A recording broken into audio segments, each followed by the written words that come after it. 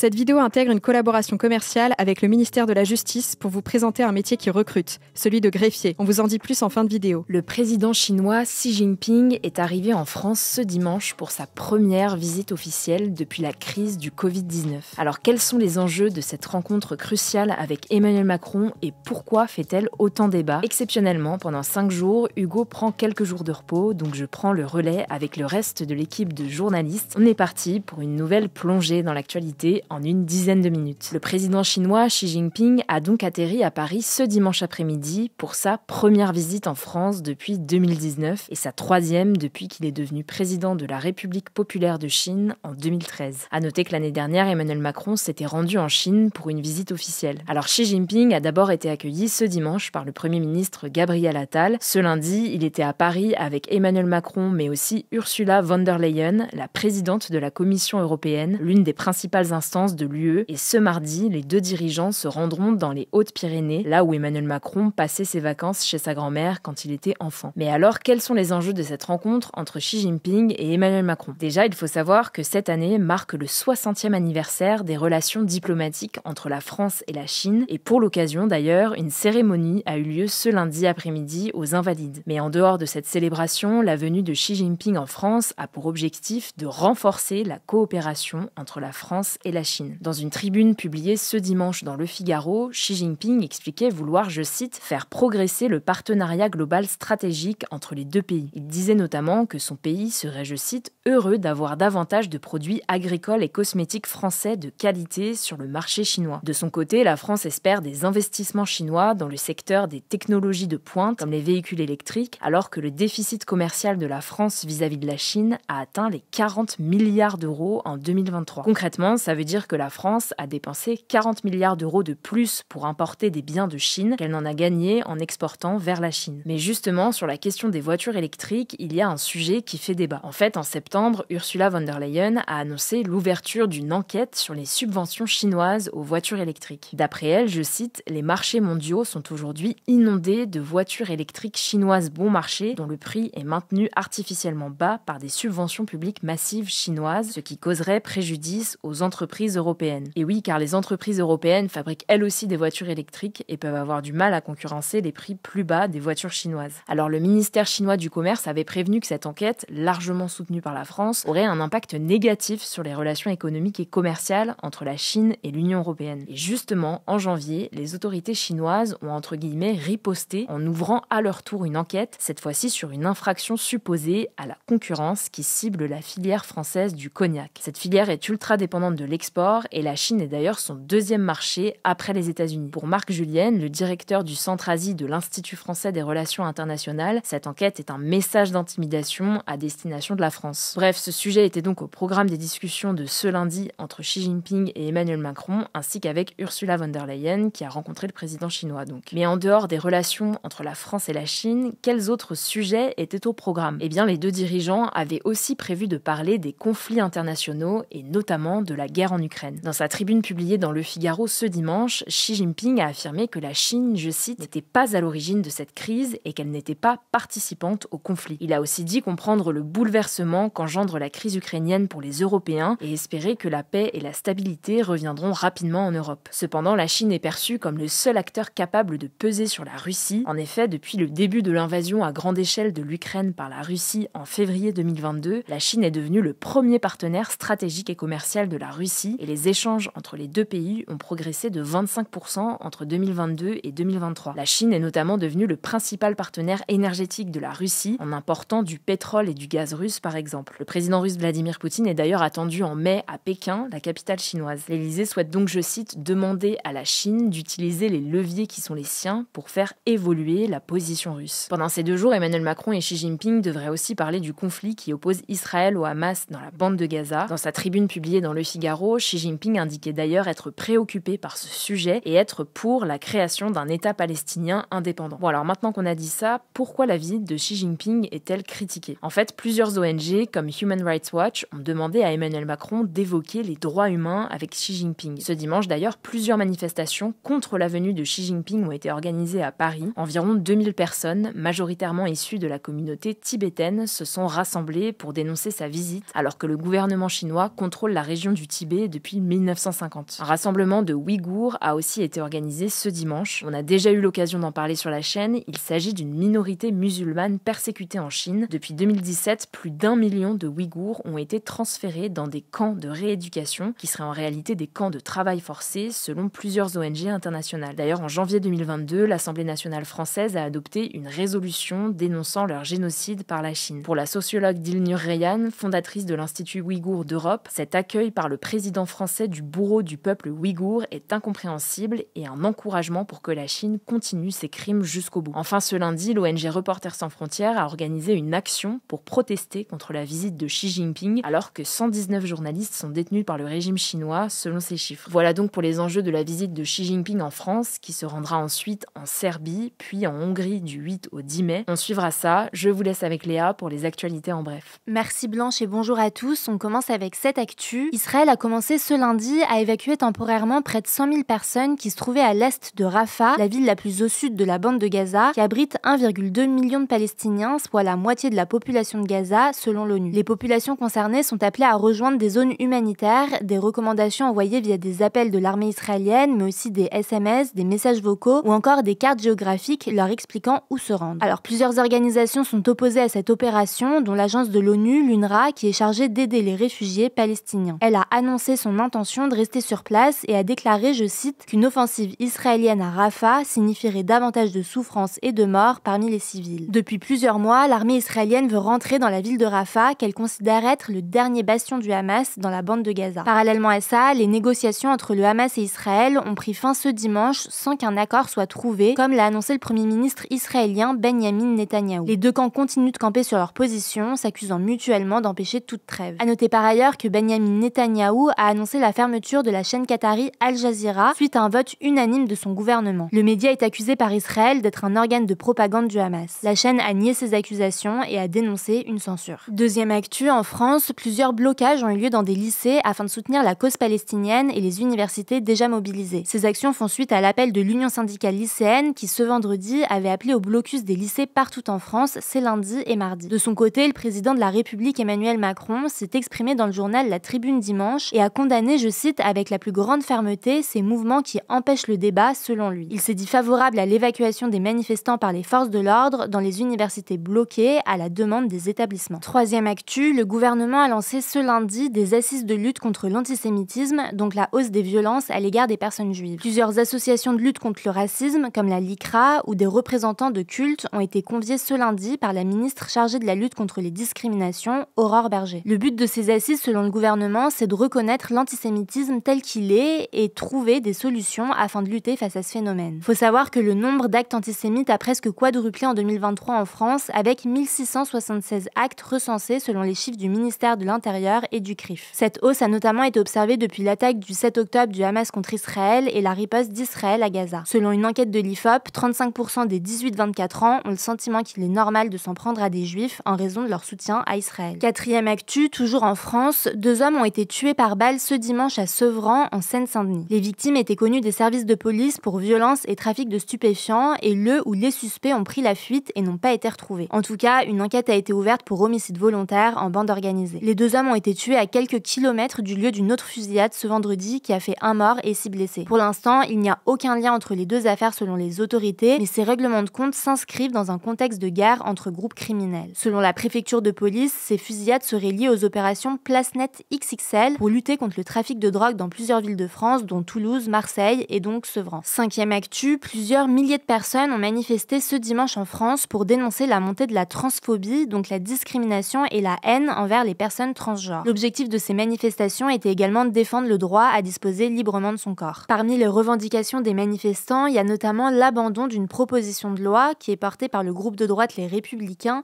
et qui vise notamment à interdire des traitements hormonaux utilisés lors de transitions de genre. Ils y voient un retour des thérapies de conversion, ce que les auteurs du texte démentent. Les thérapies de conversion, qui sont interdites depuis 2022, visent à traiter des personnes homosexuelles pour leur faire renoncer à leur orientation sexuelle ou à leur identité de genre. Les manifestants ont dénoncé également la publication et la promotion du livre Transmania, qui se présente comme une enquête sur les dérives de l'identité transgenre. De leur côté, les 2 auteurs se sont défendus de toute transphobie. Autre actu, le présentateur et écrivain français Bernard Pivot est mort ce lundi à l'âge de 89 ans à Neuilly-sur-Seine, à côté de Paris, a annoncé sa fille Cécile Pivot à l'AFP. Il était notamment connu pour sa passion de la littérature. Pendant sa carrière, il a d'ailleurs animé les émissions littéraires Apostrophe et Ouvrez les guillemets, a été le chef du service littéraire du Figaro et a été le président de l'Académie Goncourt entre 2014 et 2019, cette institution littéraire française qui décerne chaque année le prix Goncourt, l'un des prix les plus prestigieux de la littérature française. Et on finit avec cette actu, le jeu télévisé de France 3, des chiffres et des lettres, s'arrêtera à la rentrée 2024 après plus de 50 ans d'existence, a annoncé le directeur des antennes de France TV au journal La Tribune dimanche. La faute à une faible audience alors que l'émission était diffusée uniquement le week-end depuis septembre 2022. Alors l'émission sera remplacée par la version télé du jeu des 1000 € de France Inter le samedi et le dimanche. Des chiffres et des lettres a été créé en 1965 sous le nom Le mot le plus long et il était le jeu télévisé le plus ancien encore diffusé en France. Du coup, on vous le disait en début de vidéo, cette vidéo intègre une collaboration commerciale avec le ministère de la Justice, car le métier de greffier recrute. Mais alors, qu'est-ce que c'est ? Eh bien, un greffier, c'est une personne qui a un rôle indispensable dans le bon fonctionnement de la justice, car s'il est absent, toute décision prise lors d'un jugement devient nulle. Concrètement, il collabore avec les magistrats et est essentiel lors des audiences pour préparer les dossiers en amont et prendre en note tout ce qu'il se passe durant les procès, prévenir les différentes parties des dates et lieux d'audience, mais aussi expliquer les procédures judiciaires aux personnes qui ne connaissent pas le fonctionnement de la justice. En plus, il touche à des sujets très variés en fonction de ces dossiers, comme par exemple le droit du travail,